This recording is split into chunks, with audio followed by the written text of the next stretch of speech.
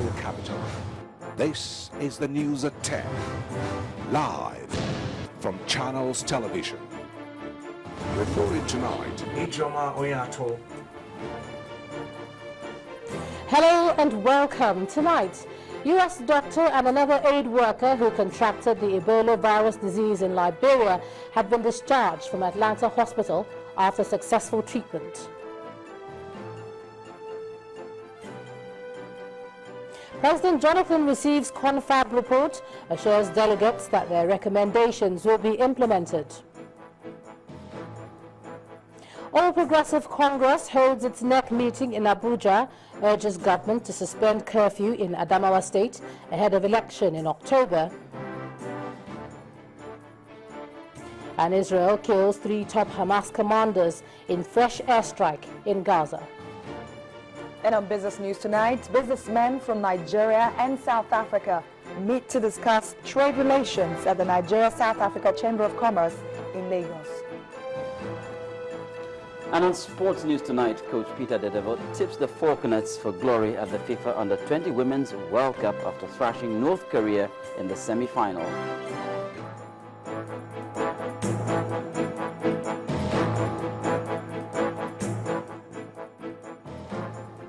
Its victory at the Emory University Hospital in Atlanta, Georgia in the United States, as the medical team battling to save the life of their colleague and an aid worker emerged today with the news that Dr. Kent Brantley has survived the Ebola virus disease. The American doctor, as well as an aid worker, Nancy Wrightbull, were voluntary aid workers in Liberia who contracted the disease while on duty. Shortly after his discharge, Dr. Brantley thanked supporters for their prayers during a news conference. More than 1,300 people have died from the Ebola outbreak in West Africa, said to be the worst since it appeared on the continent in the 70s.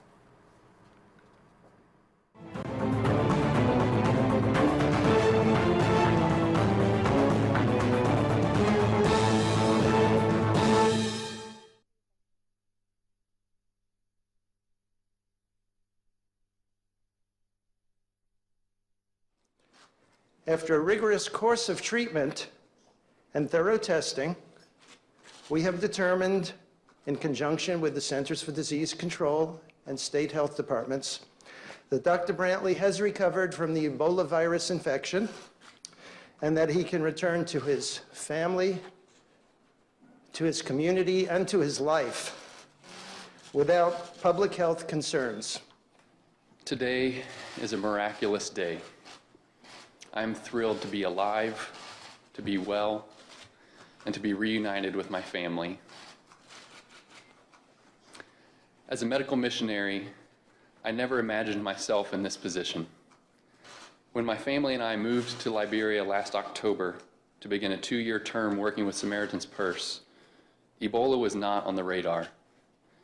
After taking Amber and our children to the airport to return to the States on Sunday morning, July 20th, I poured myself into my work even more than before, transferring patients to our new, bigger isolation unit, training and orienting new staff, and working with our human resources officer to fill our staffing needs. 3 days later, on Wednesday, July 23rd, I woke up feeling under the weather. And then my life took an unexpected turn as I was diagnosed with Ebola virus disease. As I lay in my bed in Liberia for the following 9 days, getting sicker and weaker each day, I prayed that God would help me be faithful, even in my illness. And I prayed that in my life or in my death, that He would be glorified. I did not know then, but have learned since, that there were thousands, maybe even millions of people around the world praying for me throughout that week, and even still today. And I've heard story after story of how this situation has impacted the lives of individuals around the globe, both among my friends and family, and also among complete strangers. I cannot thank you enough for your prayers and your support. But what I can tell you is that I serve a faithful God who answers prayers.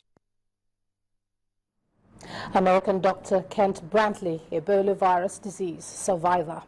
In the meantime, South African government, that government, has placed a total travel ban to and from countries severely affected by the Ebola virus disease. South Africa's Minister of Health announced stricter measures to prevent an outbreak in the country today in Pretoria. While Sierra Leone, Liberia and Guinea fall into Category 1, Nigeria, Kenya and Ethiopia fall into a separate category with more stringent screening measures for travellers associated with the three countries. Now, the index Ebola case in Nigeria was imported, and to prevent that from happening again, border security appears to be tightening in states like Ogun, even as more sensitization campaigns are organized across the states. Our correspondent Mary Alale Yusuf reports.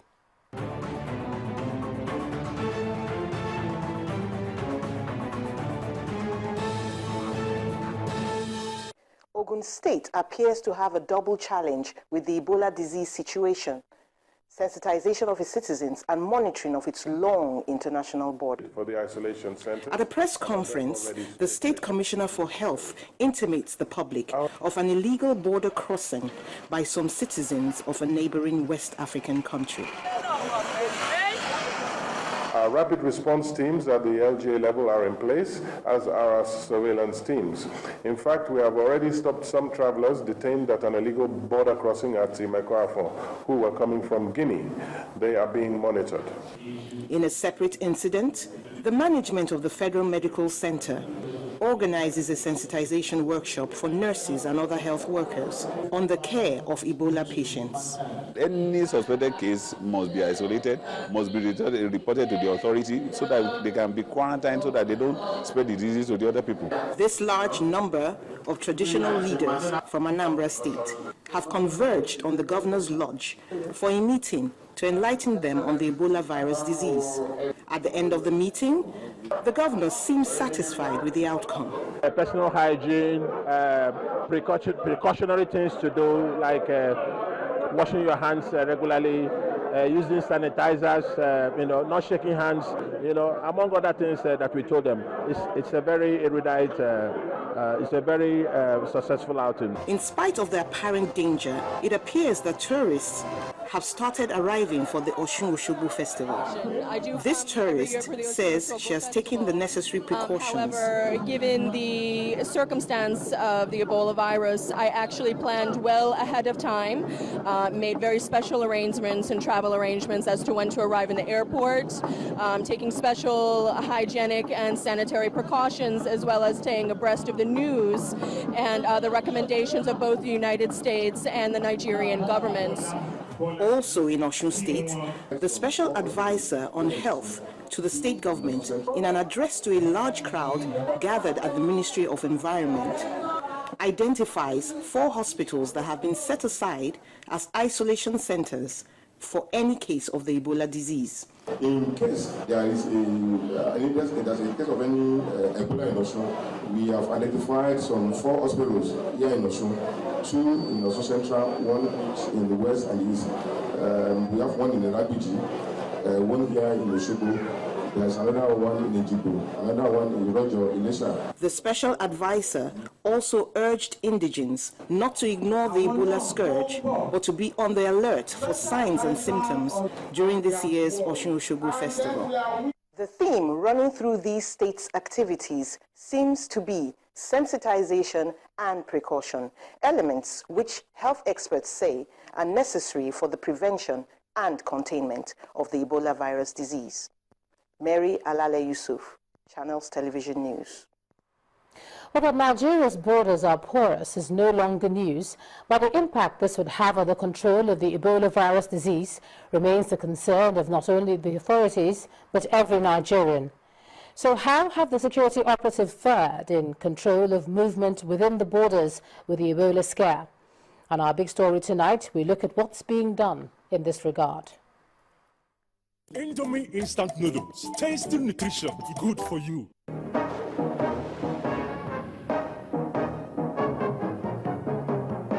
From one man, Patrick Sawyer, Ebola entered Nigeria.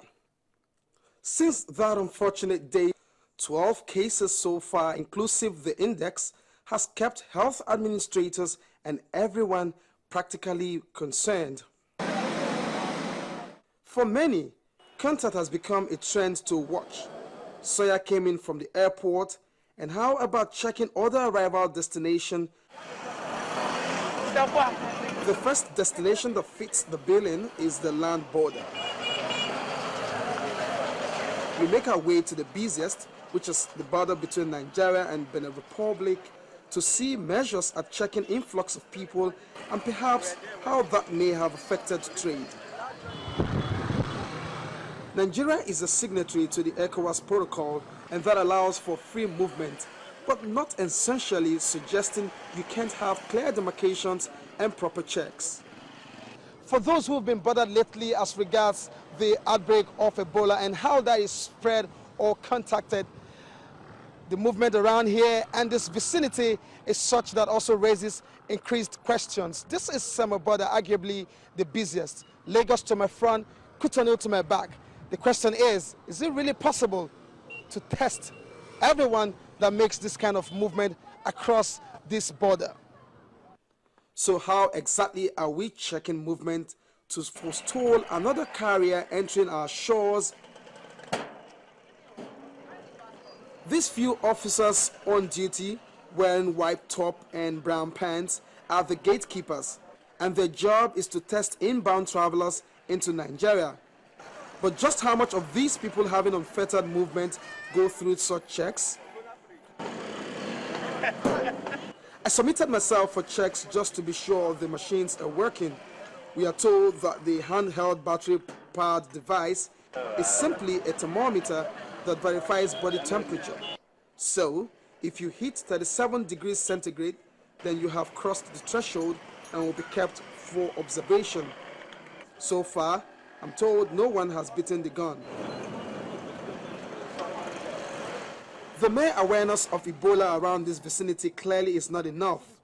Not many we spoke to have informed knowledge about the virus and how it works. Since when my father and mother born me, I don't know anything pertaining to Ebola. When my passengers, I don't think it's most of them know about it. Because if I carry some, they will sit normally. There are some say, they will shout, I'm doing why now? Sit when it's not to know about sickness. So did I look like sickness before you sit on my bike? So that is what I used to ask them. Nigeria has over 1,000 borders, with concerns being raised over several porous and illegal ones. To imagine what possibilities of receiving another unwanted visitor perhaps is one contemplation no one wants to go through. It really starts with a conscious, concise and willful effort to identify who goes through these points. What we do is continuous sensitization. You continue to make people to be aware of this issue, of this virus. Challenge is here is that some people are not compliant, you understand, because they are already used to smuggling. So you need to redirect their tone, their focus from smuggling and let them embrace legitimate trade. So that is exactly what we have been doing because we know there are challenges. But definitely that cannot effectively happen without a clearly defined and perhaps built-up border barriers. For the big story, Olu Phillips, Channels Television News.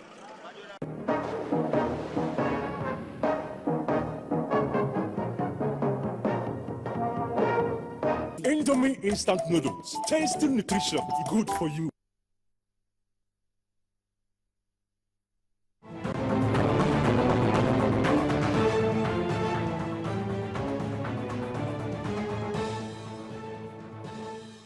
In part two, after the break, Ebonyi lawmakers criticize police and government over their arrest. That's in a moment. Do join us again.